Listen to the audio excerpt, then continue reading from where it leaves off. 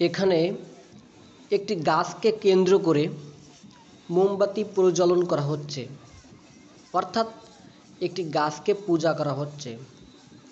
সনাতন ধর্মাবলম্বী প্রকৃতির পূজা করা একটা অন্যতম দিক।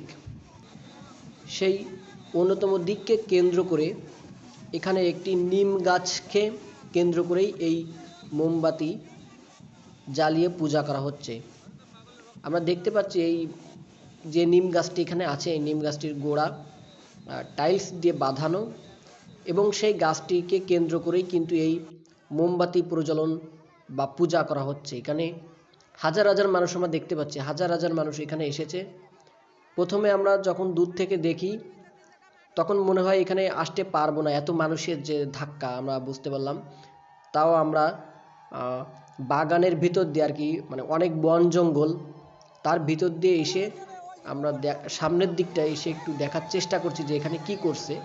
তো এসে দেখি এখানে প্রকৃতির পূজা হচ্ছে, একটি নিম গাছকে কেন্দ্র করে এই পূজাটি হচ্ছে, যেখানে অনেক মানুষের উপস্থিতি আমরা লক্ষ্য করতে পারছি। বিভিন্ন